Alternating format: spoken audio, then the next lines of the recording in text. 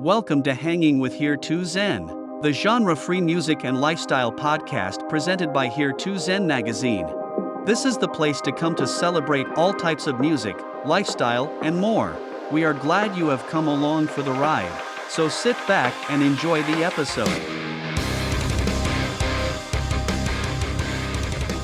Now, heaps of bands do farewell tours, so what makes this one the very last one for you?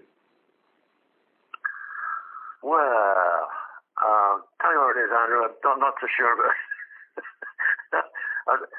I think I've, because of the pandemic and the loss of 2 or 3 years of what would be otherwise have been touring and enjoying myself. I think I've got some time to make up, so I'm not quite sold on this idea of it being the final tour. Well, I always say when people ask, I say, well, at my age, I can only really, I can only really plan 1 year ahead at a time anyway. So that's where I feel now. I'm looking forward to next year, and I've got a lot of gigs in, but I'm just holding out on the possibility that if I'm still fitting well and playing as well as I am, I don't see why I should quit. That's the way I feel. Now, drumming is incredibly taxing and physical, so what do you do as part of a warm-up, warm-down sort of routine to keep your body in shape for the road?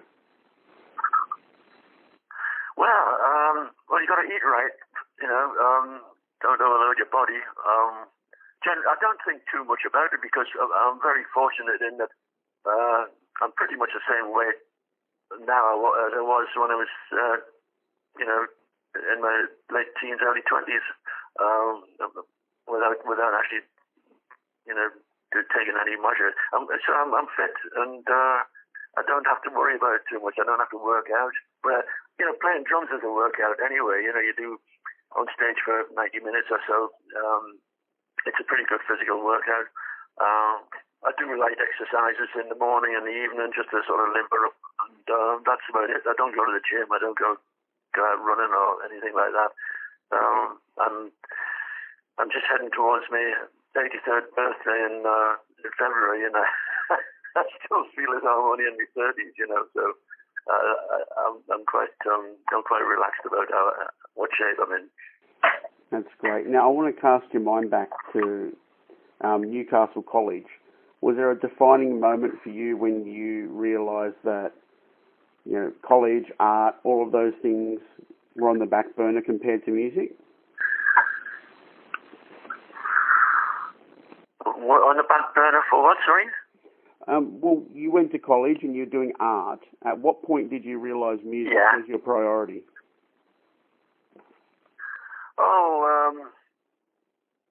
Well, I'll be honest. Back in those days, these art colleges were springing up all over the place, and you can read the history of the British pop movement that became the 60s. There was a lot of us guys went that same path, into the art school. Mainly, it was just a dug out of doing a proper job,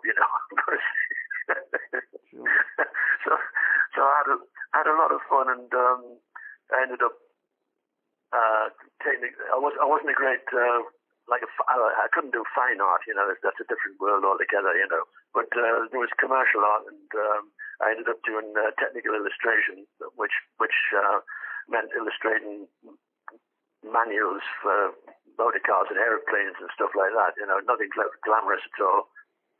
When I finished my course, I went to work at an aircraft company in Hatfield, just north of London, de Havilland, and I spent 4 months there, and I thought, this is not for me. I'd been in a band with Eric in the time before that in Newcastle, and I thought, that's what I want to do. So I went back up to Newcastle and hooked up with Eric again, and we formed a new lineup, and that just became what was eventually the Animals, Sure, and in, say in 1963, you were a professional musician already. You're making £15 a week, which a quick calculation on Google is about almost £400 in today's money. So, Yeah. it would have been a really interesting time back then. What other bands, were around when you were first starting out that you looked up to? Well, at that time, it's a strange thing, but when all the bands that became the British beat boom, if you want to call it anything, we were living out in various cities around the country. But we were completely unaware of what was going on until the Beatles suddenly became the phenomenon that they were and are. And that's when we realized, hello, everybody's been, in provincial cities, we've been listening to the same influences, from jazz and blues and rock and roll and Elvis and Chuck Berry and all of that stuff. We'd all been listening to the same things at the same time and thinking, I can do that, let's have a go. And that's exactly what happened. We were all pretty much fully formed when we suddenly realized we were part of a movement, if you like. It was fascinating stuff.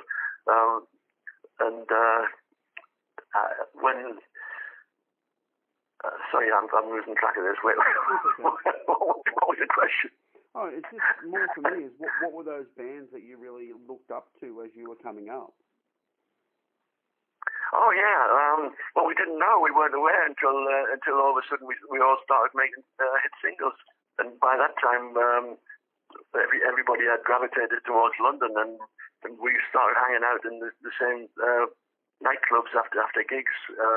There were particular clubs that seemed to be magnet for us guys in bands, and that's when we first started to meet up and hang out with each other.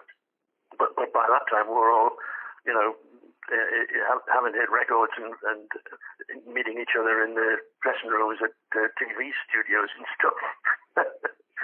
Until then, we're just in isolated islands. Well, the one thing that I've learnt, because I'm a bit more I got into music more from the 70s, is how regional the British bands were. Like you had like a Birmingham sound and you had a London sound. Is that because of that? Like that, the little groups that sort of areas and bands that formed, is that what made those type of sounds possible? Just playing off one another? Exactly, yeah.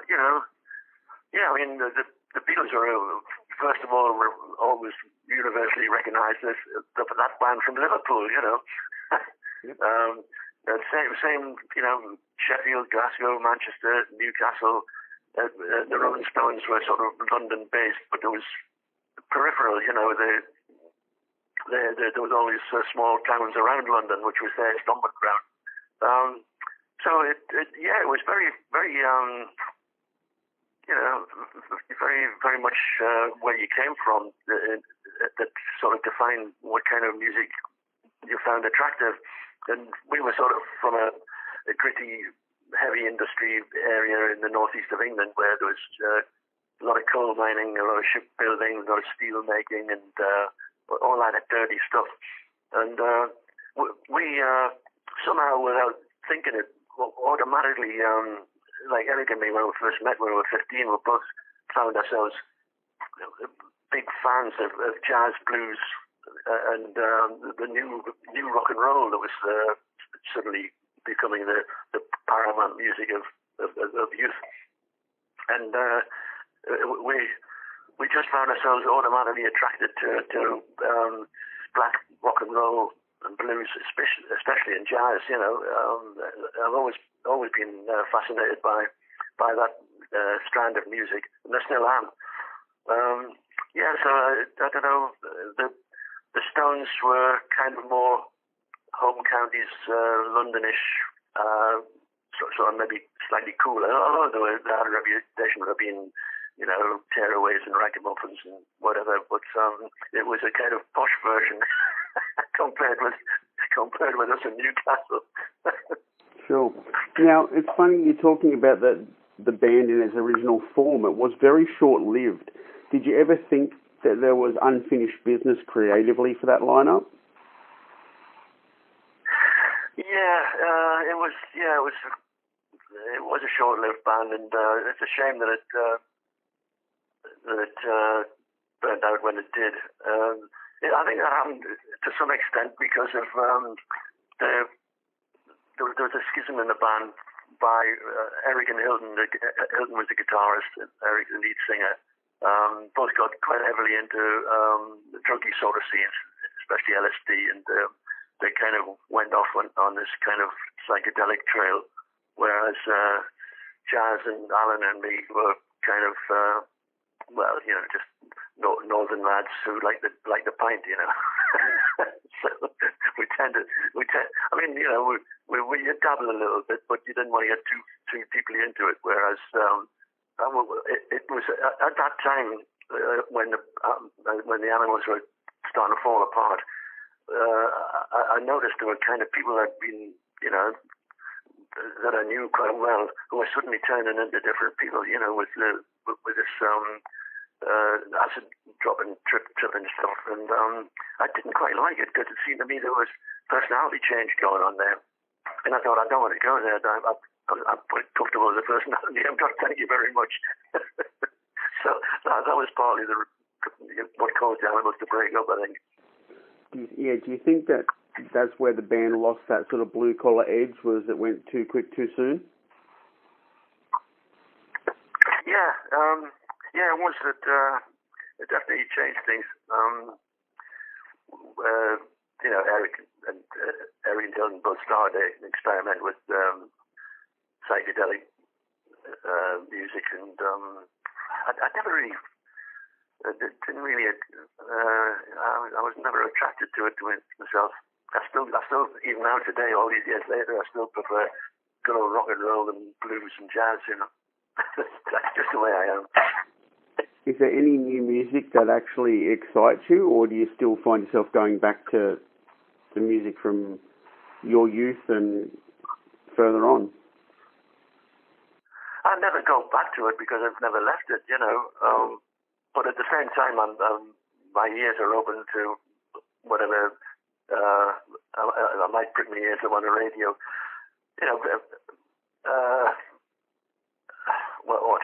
Generally speaking, what does attract me? It tends to be a little bit retro, like Amy Winehouse, for instance. That was obviously somebody who was influenced by Billie Holiday and people like that.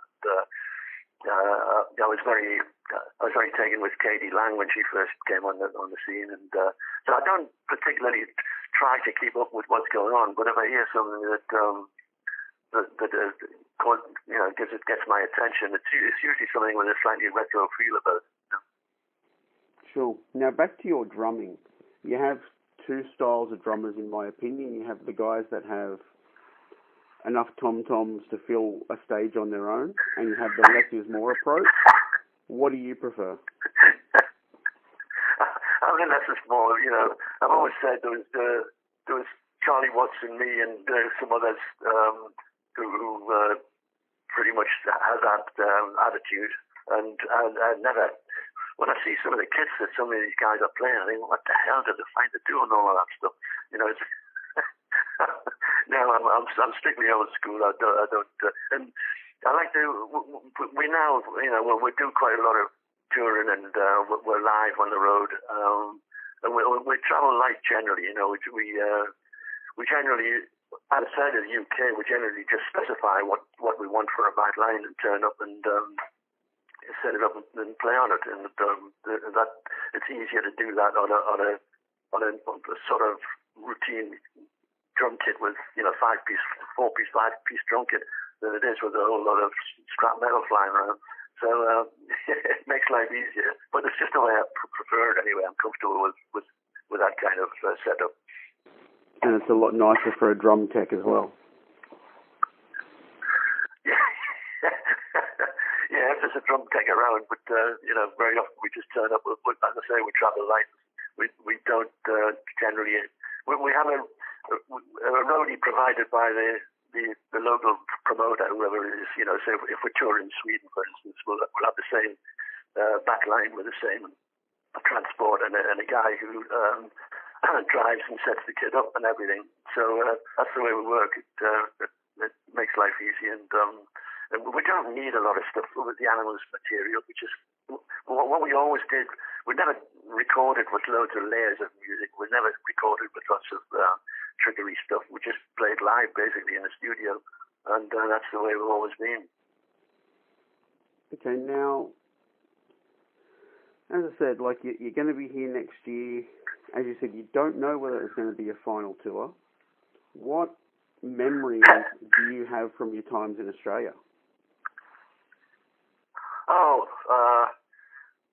well, pleasant, very pleasant, in fact. You know, because we when we go to Australia, when we travel down under, it's almost always at this time of year, sort of February, January, when the UK is all snowed in or very wet and cold.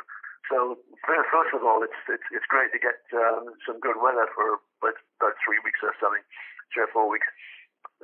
Then I just love the atmosphere of the place. The people are so friendly. The hospitality is so generous, and you know, I like to talk about wine. I've got to admit, and you've got a really good wine industry. The beer is great.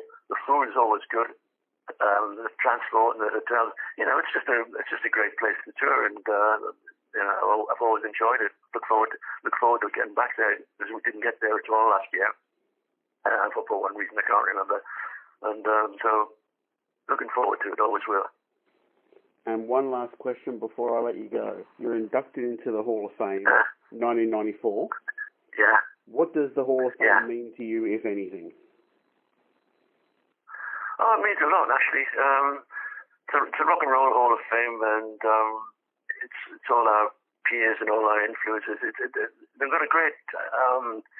They've got a great kind of approach to the whole thing. So, you know, I mean, you can turn up and for your inauguration, and you've got a list of people. Some of them are dead, even, you know, posthumous awards. But they're people who were great influences to all of us in our, you know, in our journey. And so it's a good feel to be amongst all our peers live on the night for a start, and it's a great meal, and there's some great entertainment. You know, the house band, top class. When people get up for a jam, you know, when we were there, Chuck Berry was up on stage, Eric Clapton, you know, there were some great people there, and in the audience, you know, lovely people. Elton John and Whoopi Goldberg was there, and Naomi Campbell. There's all kind of mixture of things, but it's a great atmosphere, and it's a privilege. It's a great honour. I've got my statue, my shelf, in the centre stage. Then the statue thing we all get presented with, and I'm very proud of it. I think it's a great institution, and it's well run. Excellent, John. So as we finish up, is there anything that you want to let everyone know in Australia before you trip down? Just that I'm looking forward to it, Rob. I'm always happy to head off there, and I'm just looking at the dates that's been added to it. Only just now, I just printed some new dates off, and I noticed we've also got New Zealand, Wellington and Auckland this time, which we haven't done for a few years, so that's an extra little add-on. But yeah, I've got a whole list of good gigs, and many of them we've done before, and I'm always going to enjoy myself going back to them. Awesome, John. Thanks so much for the chat. Look forward to seeing you next year. Look forward to seeing you then. Thanks for the questions. It's been good. Thank you. Bye-bye. Oh. To Hanging with Here to Zen, we hope you enjoyed today's episode and guest. Remember to add Here to Zen on social media. You can find us on Facebook, Instagram, and TikTok. We are also on YouTube. Make sure you like and subscribe and hit that notification bell to keep up to date on all of our new content. You can also find us on Apple Podcasts, Google Podcasts, and all of your favorite podcast platforms. We would love if you could take the time to write us a review and leave a comments wherever you have tuned into today's episode. This helps us reach a wider audience and create more amazing content to share with you all. We are grateful for all of your support. Until next time, you have been hanging with Here to Zen.